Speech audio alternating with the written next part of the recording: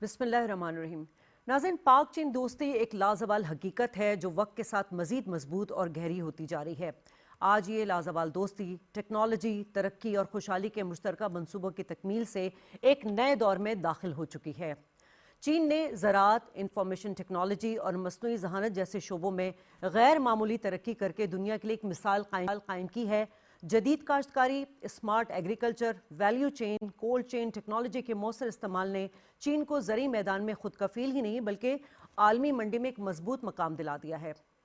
ناظرین، اسی سلسلے میں پاک چین زرعی سرمایہ کاری کانفرنس اسلام آباد میں انعقاد کی گئی، جس میں 115 چینی اور 165 پاکستانی کمپنیوں نے شرکت کی۔ اس کانفرنس میں جدید زرعی طریقوں اور تحقیق کے ذریعے پاک چین معاشی اور تجارتی تعاون کو مزید وسعت دینے پر اتفاق کیا گیا۔ کانفرنس میں زرعی شعبے میں جدت پسندی اور چینی سرمایہ کاری کا فروغ پاکستان کو ایک زرعی قوت بنانے کے لیے اہم قرار دیا گیا ہے۔ وزیر اعظم محمد شہباز شریف نے کانفرنس سے خطاب میں کہا کہ پاکستان چین کے تجربات اور مہارت سے فائدہ اٹھا کر سالوں میں نہیں بلکہ مہینوں میں کمال کر سکتا ہے۔ چین میں تربیت حاصل کرنے والے 1000 پاکستانی زرعی گریجویٹس پاکستان کی زرعی معیشت کی تقدیر بدلنے کی صلاحیت رکھتے ہیں۔ پاکستان کی معیشت میں استحکام کے بعد پائیدار ترقی کی جانب گامزن ہے اور اس سفر میں نوجوان ہمارا سب سے بڑا ایسٹس ہیں۔ اگر زراعت، آئی ٹی اور مصنوعی ذہانت میں چین کی جدید مہارت کو پاکستانی نوجوانوں کی صلاحیت کے ساتھ جوڑ دیا جائے تو پاکستان ترقی کی نئی داستان رقم کر سکتا ہے۔ آج کے پروگرام میں ہم جاننے کی کوشش کریں گے کہ پاکستان چین کے تجربے سے کس طرح زراعت اور دیگر شعبے میں فائدہ اٹھا سکتا ہے، لیکن میں چاہتی ہوں کہ باقاعدہ پروگرام کا آغاز کرنے سے پہلے ہم اپنے ناظرین کو اس کانفرنس میں پرائم منسٹر شہباز شریف کا جو اہم خطاب ہے اس کے چند سناتے ہیں۔ Ladies and gentlemen, today's conference is a clear indication that Chinese business houses are more than willing to shake hands with Pakistani business houses and to really convert those MOUs into agreements. Alhamdulillah, one of our finest initiatives of sending 1,000 Pakistani agri graduates from all over Pakistan, selected purely on merit. They went to Chinese best agriculture universities and research centers. And I think as I speak, this 1,000 number of boys and girls have already received best quality training and are back in Pakistan, and I'm sure they will now go to the fields and help farmers in producing more, higher quality, and converting their raw produce into value-added items. And China being Pakistan's one of the closest friends, we're like a family. And this friendship and relationship has not been built overnight. We are celebrating Pakistan and China's 75 years of our diplomatic relationship. And I hope and I am looking forward to receiving President Xi Jinping to visit Pakistan and be the most honored guest here to celebrate these festivities, inshallah, throughout this year. انتہائی اہم conference رہی ہے agriculture کے حوالے سے، چونکہ پاکستان ایک agriculture ملک ہے، اور اسی اہم کانفرنس پر بات کرنے کے لیے بہت ہی معزز مہمان میرے اسٹوڈیو میں موجود ہیں۔ ان کا تعارف کرا دوں میں، خلیل ہاشمی صاحب جو پاکستان کے سینئر سفارتکار ہیں اور انہیں دو طرفہ اور کثیر جہتی سفارتکاری میں 31 سال سے زائد کا تجربہ حاصل ہے۔ وہ چین میں بطور پاکستانی سفیر خدمات انجام دے رہے ہیں، اور اس سے قبل وہ جنیوا میں اقوام متحدہ میں پاکستان کے مستقل نمائندے رہ چکے ہیں، اور نیو یارک میں بھی پاکستان کے مستقل مشن میں 2 مرتبہ خدمات انجام دے چکے ہیں، اور 2008 سے 2010 تک بیجنگ میں تعیناتی کے دوران پاک چین تعلقات کے فروغ میں اہم کردار ادا کیا۔ ڈیٹیلڈ گفتگو ہم کریں گے after this break.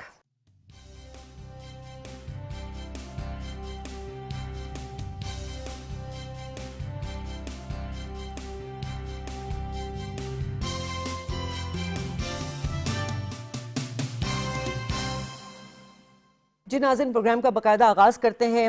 Respected sir, thank you very much for your precious time, اور یقیناً بڑا اہم موقع ہے اور اس اہم موقع پہ آپ ہمارے ساتھ ہیں. سر، سب سے پہلے اگر ہم بات کریں اس ایگریکلچر انویسٹمنٹ کانفرنس کی، تو آپ اس کی سگنیفیکنس اس اینگل سے کس طرح دیکھتے ہیں کہ پاکستان ایک زرعی ملک ہے لیکن اس طرح سے استفادہ نہیں حاصل کر سکا؟ جی بہت شکریہ. میں سمجھتا ہوں یہ تو بڑی سیدھی سی بات ہے. پاکستان اور ایگریکلچر سب سے اہم شعبہ ہے. فوڈ سیکیورٹی جو کسی بھی ملک کا ایک بہت اہم آبجیکٹو ہوتا ہے، اس حوالے سے ہماری پاکستان 5واں بڑا ملک ہے. ہماری جو تقریباً 1/4 آف ہماری جو جی ڈی پی ہے وہ ایگریکلچر سے وابستہ ہے. کوئی 38% کے قریب جو ورک فورس ہے وہ اس سے جڑی ہوئی ہے. لیکن براڈلی جس طرح میں نے فوڈ سیکیورٹی کی بات کی، تو پاکستان ابھی بھی بہت سارے حوالوں سے بنیادی طور پہ ایک زرعی معیشت ہے. یہ بیک بون ہے ہماری اکانومی کی. تو میں سمجھتا ہوں کہ یہ جو ہم نے قدم لیا ہے، اور آپ کا یہ کہنا درست ہے کہ ہمارے کچھ ہمارے ایڈوانٹیجز ہیں، لیکن ان کو ہم ایک اچھے انداز میں اس کو جو ایڈوانٹیجز، جس طرح ہمارا موسم ہے، ہماری زمین ہے، بہت سارے پھل سبزیاں کراپس ہیں، لیکن اس میں 2-3 میجر چیلنجز ہیں. وہ سب سے بڑا جو چیلنج ہے وہ کہ ییلڈ اور جو پروڈکشن کیپیسٹی ہے وہ کم ہے. جو کوالٹی ہے وہ جو کہ انٹرنیشنل مارکیٹس میں چاہیے اس میں کچھ وہاں پہ کمی ہے. پھر جس فارم میں یہ چیزیں ہم ایگریکلچر ایکسپورٹ جس طرح کرتے ہیں، تو جس فارم میں جاتی ہے، اگر فروٹس ہیں، ویجیٹیبل ہے، میٹ ہے، تو اس کی پراپر پیکیجنگ ہونی چاہیے، اس کی کولڈ چین ہونی چاہیے، اس کی لاجسٹکس ہونی چاہیے. تو یہ وہ ایریاز ہیں جس میں پروڈکٹیوٹی، جس میں جو فوڈ سیفٹی یا جو سٹینڈرڈز ہیں دنیا میں ان کو میٹ کرنا، پیکیجنگ کو میٹ کرنا، پوسٹ ہارویسٹ لاسز جو ہیں، بے شک وہ فروٹ ہو، ویجیٹیبل ہوں، کراپس ہوں، وہ بہت زیادہ ہیں پاکستان میں، ان کو کم کرنا.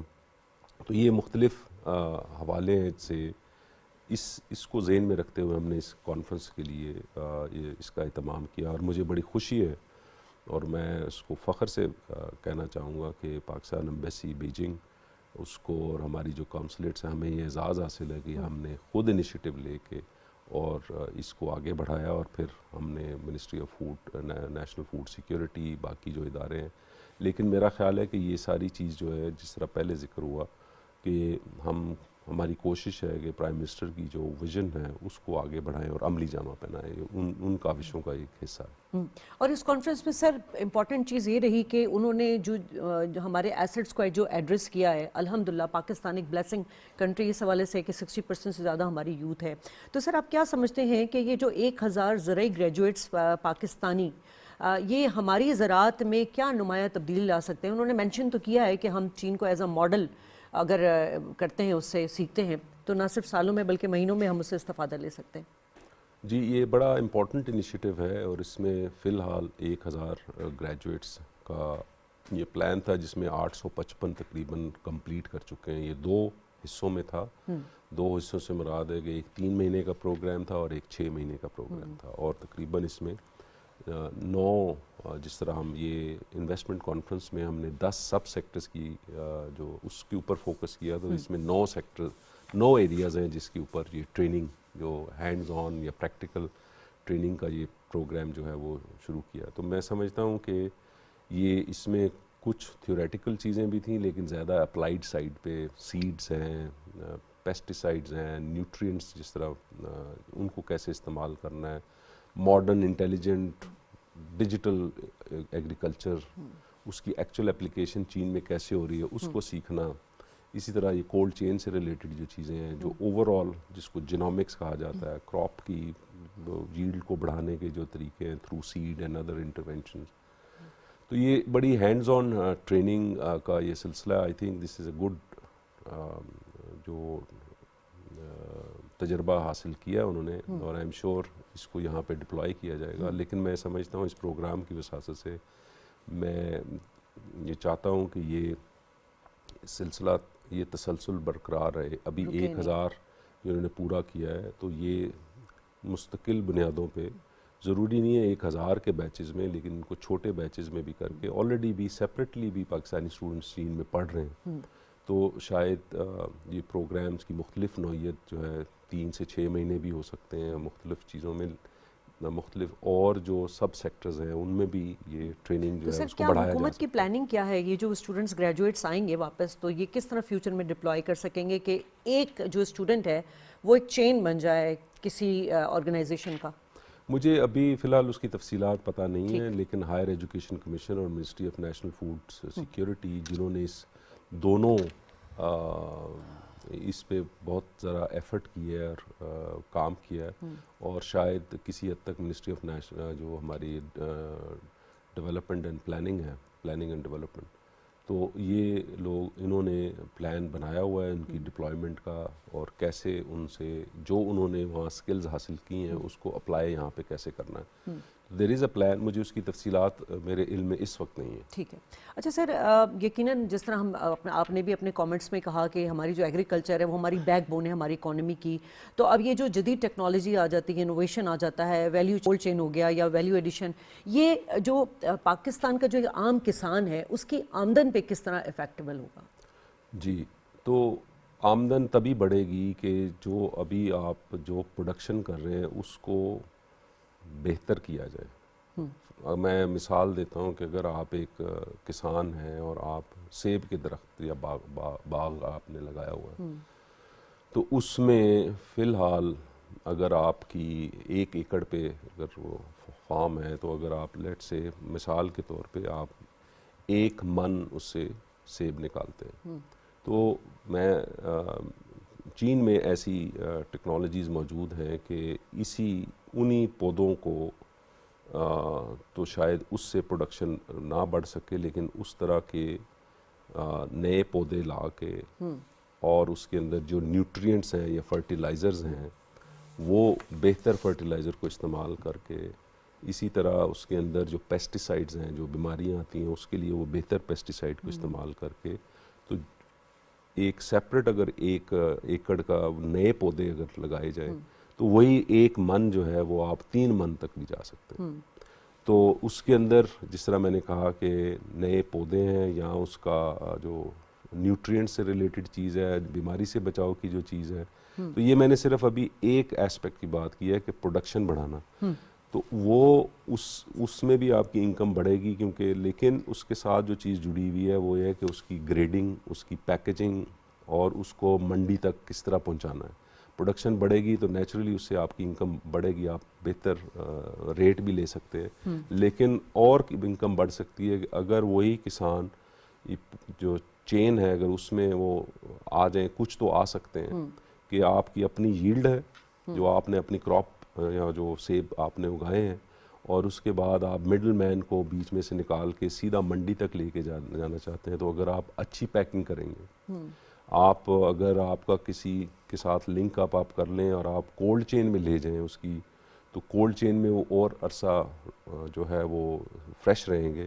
اس کے بعد آپ اس کی لاجسٹکس والا جو پہلو ہے اس کو بھی اگر آپ بیچ میں روپ ان کر لیں, تو آپ فارم سے کنزیومر تک جو چین ہے جو مختلف حصوں میں بٹی ہوئی ہے فی الحال, جو فارمر اس کو زیادہ اس کو اپنے, ضروری نہیں کہ ہر چین کے حصے میں خود وہ شامل ہو جائیں, لیکن اگر وہ ان کی پروڈکٹ اچھی ہے, اس کی پیکیجنگ اچھی ہے اور اس کی برانڈنگ وہ کر سکتے ہیں, تو پھر یہ جو ابھی ان کو اگر 1 کلو سیب جو ہے اگر 500 روپے میں بھی فی الحال مثال کے طور پہ بک رہا ہے, تو اچھی ورائٹی اچھے پھولوں کی وجہ سے وہ 800 تک بھی جا سکتے ہیں. تو یہ کانکریٹ ایک ایگزامپل ہے کہ اس طریقے سے جو ہے عام کسان وہ کس طریقے سے ان مراحل کو آگے جا سکتا ہے. اور یہ چیزیں چینی کمپنیاں جو ہیں وہ وہاں بڑی کمپنیاں بھی ہیں, لیکن زیادہ جو تعداد ہے وہ چھوٹی اور درمیانے درجے کی جو کمپنیاں ہیں وہ ہیں, اور ان کے پاس یہ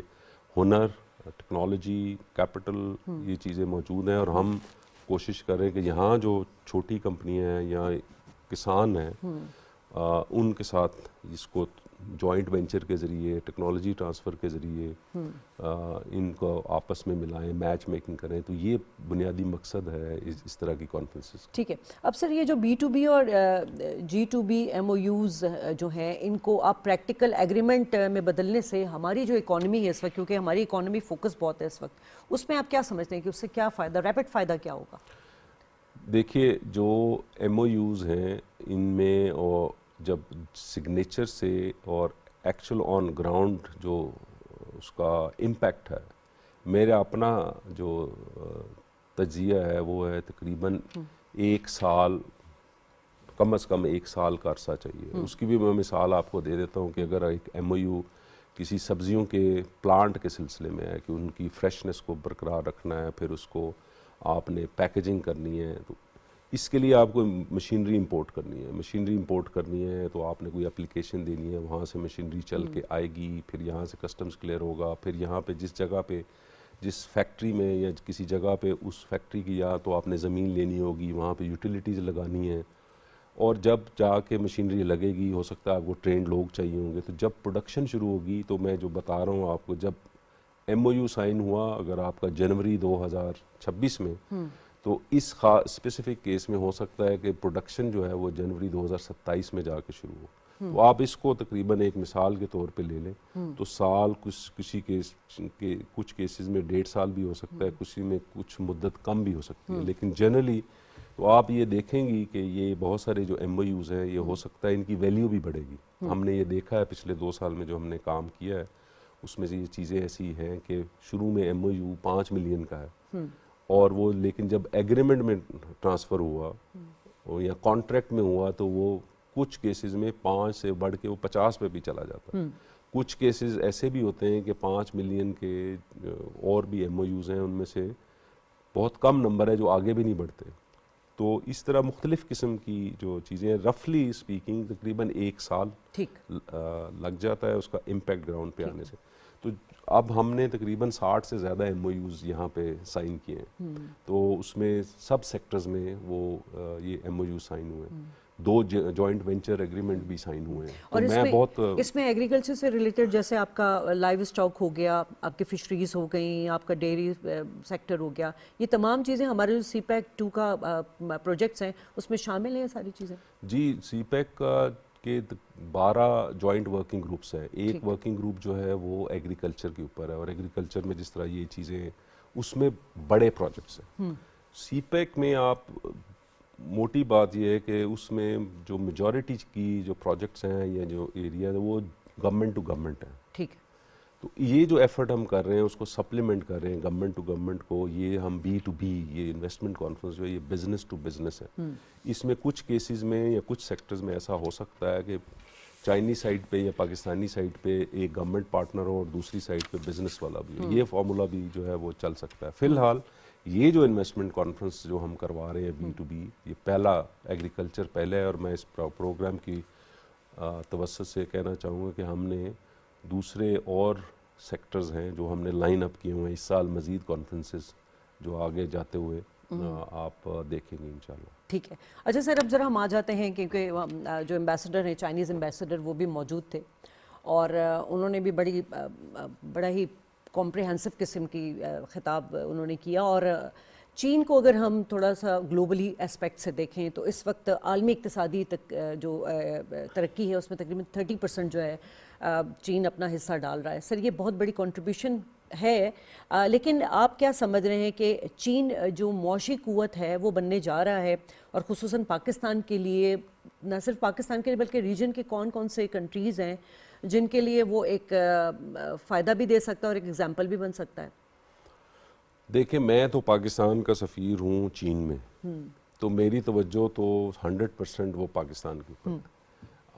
ہم نگاہ رکھتے ہیں اور ملک کیا کر رہے ہیں, یا اور چین کے ساتھ مل کے, یا چین کیا ان کے ملکوں کے ساتھ تعاون کا کیا نوعیت ہے, یہ ہم اس کو مانیٹر بھی کرتے ہیں, اس کے اوپر رپورٹ بھی کرتے ہیں, دیکھتے بھی ہیں. لیکن جو ساری توجہ ہے وہ ہے چین پاکستان کے جو تعلقات مختلف شعبوں میں, اور ان کو آگے کیسے بڑھانا ہے. تو ابھی ہم چونکہ ایگریکلچر کی بات کر رہے ہیں, لیکن براڈلی میں آپ سے ذکر کر دیتا ہوں کہ چین کے جو صدر ہیں شی جن پنگ، ان کے 6 انیشیٹوز ہیں، 4 ویل نون ہیں لیکن دوسروں کو انیشیٹو نہیں، وہ ویژن کہہ سکتے ہیں آپ. ٹھیک ہے.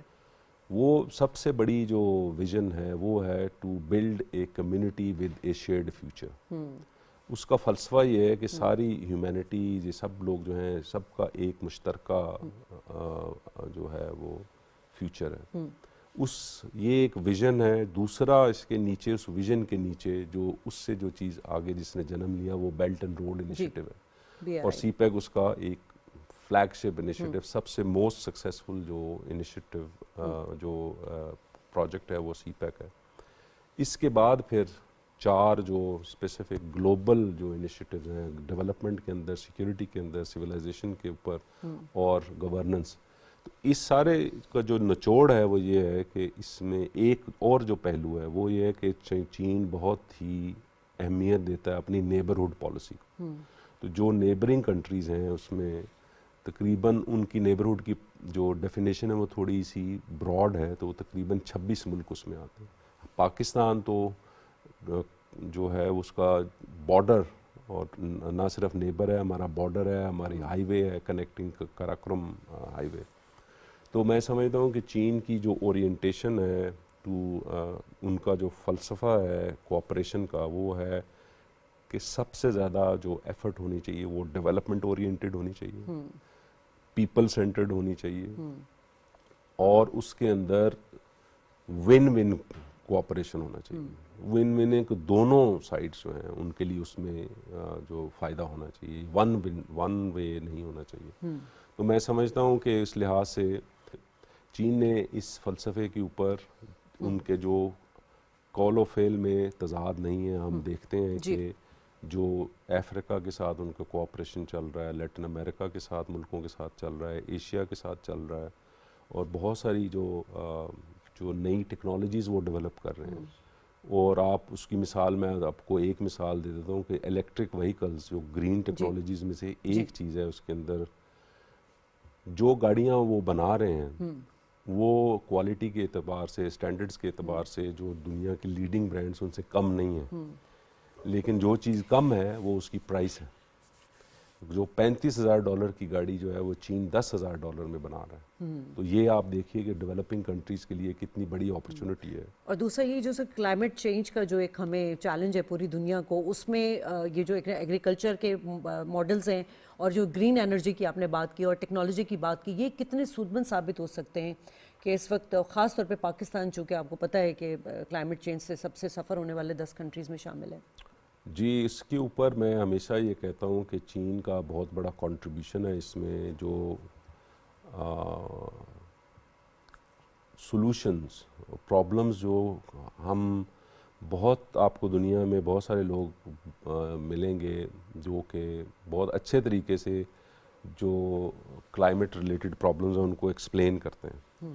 میں سمجھتا ہوں کہ چین سب سے بیسٹ سولوشن پرووائڈر ہے، کہ صرف یہ مسائل کو بیان نہیں کر رہے، وہ ان کے حل پیش کر رہے ہیں. اس حل میں مثلاً جو جس سکیل پہ انہوں نے سولر پینل جو ہیں وہ اتنے افورڈیبل لیول پہ پرووائڈ کیے ہیں دنیا جہان میں، پاکستان سمیت.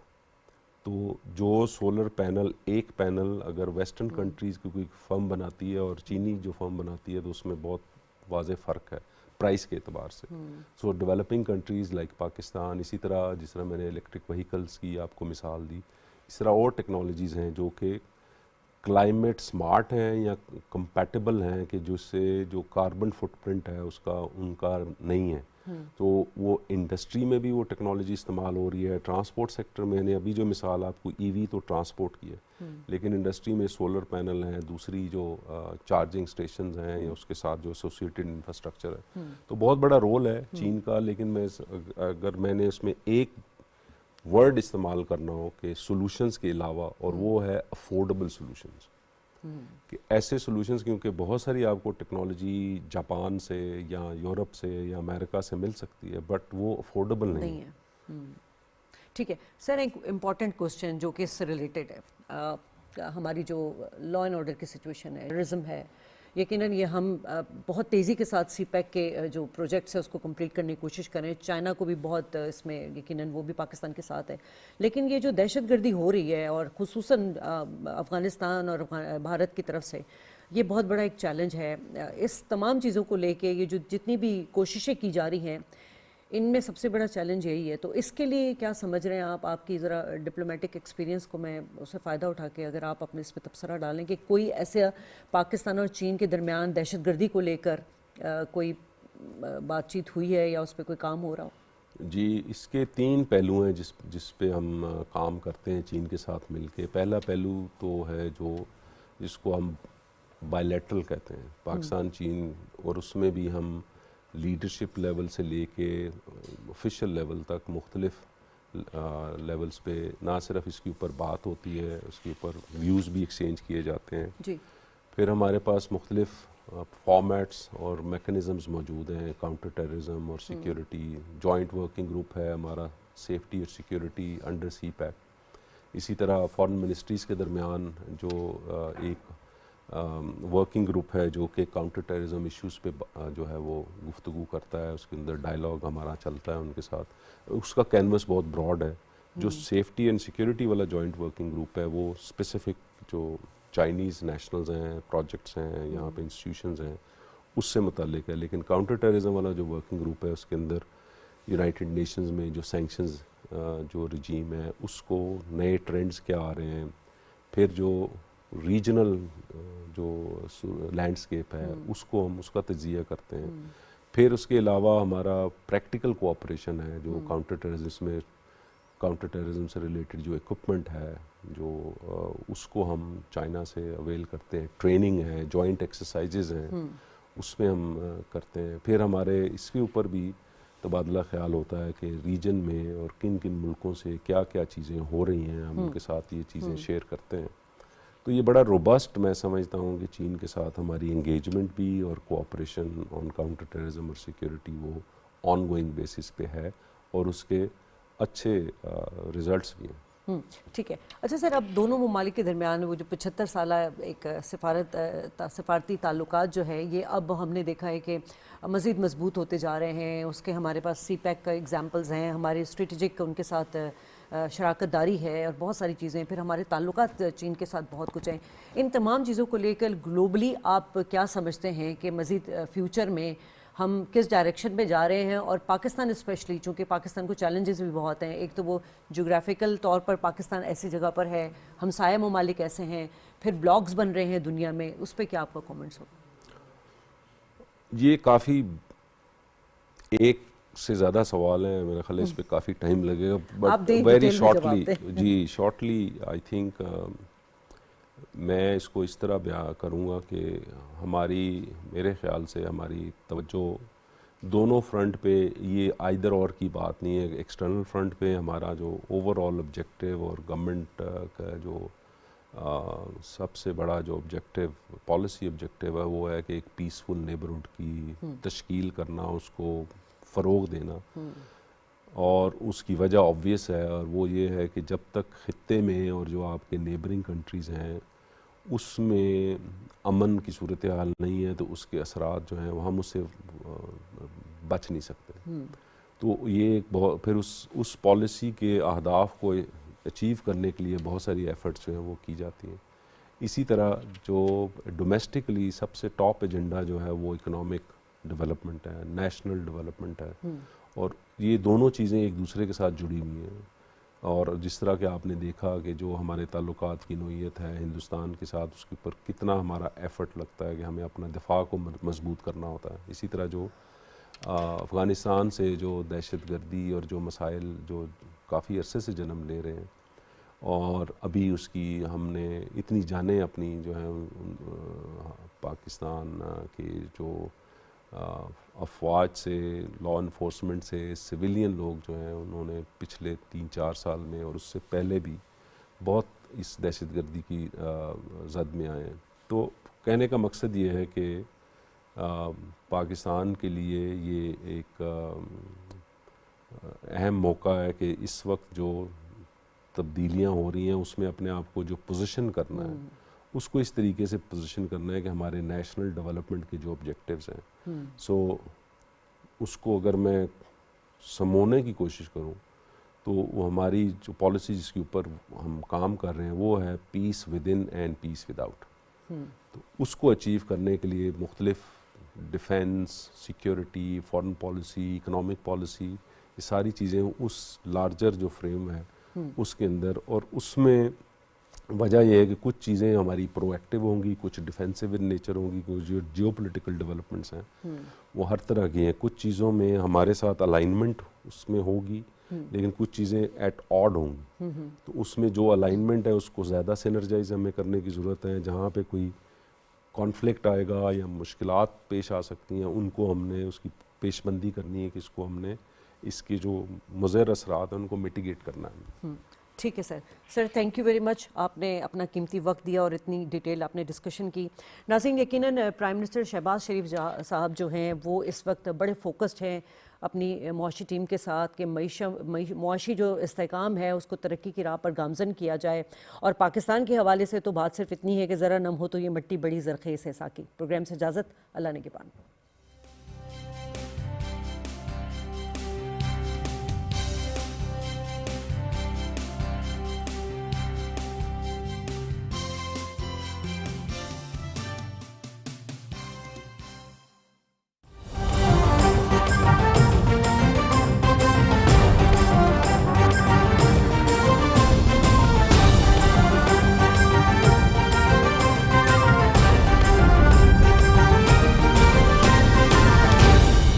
درست ہر وقت بر وقت.